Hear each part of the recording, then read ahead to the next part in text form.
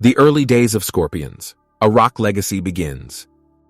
Before Scorpions became one of the most iconic hard rock and heavy metal bands in history, their journey started in post-war Germany. The band was formed in Hanover in 1965 by guitarist Rudolf Schenker, who was just 17 years old at the time. Inspired by British and American rock bands like the Beatles, the Rolling Stones, and the Yardbirds, Schenker wanted to create a band that could bring Germany onto the rock stage. In the mid-60s, the band went through several lineup changes, with Schenker serving as both guitarist and vocalist in the early years. The turning point came in 1969 when his younger brother, Michael Schenker, joined as lead guitarist, and the band recruited Klaus Meine as the lead singer.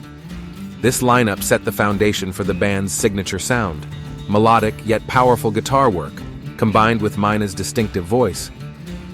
By 1972, Scorpions released their debut album, Lonesome Crow, a psychedelic rock record that showcased the band's raw talent.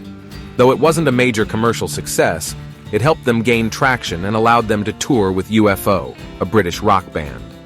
In a twist of fate, Michael Schenker was so impressive on guitar that UFO poached him, leaving Scorpions without a lead guitarist.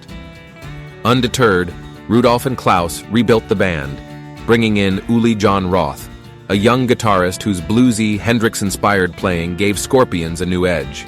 With Roth in the lineup, the band evolved into a harder, heavier sound, and throughout the mid-70s, they released albums like Fly to the Rainbow, 1974, In Trance, 1975, and Virgin Killer, 1976, each album pushing them closer to international recognition. The late 70s saw Scorpions refining their sound further, moving toward the high-energy stadium rock style that would define their biggest hits. By the time they released Love Drive, 1979, which featured the return of Michael Schenker for a brief stint, the band had firmly established itself in the European and Japanese markets. The early struggles of constant lineup changes and trying to break into the rock scene had finally paid off.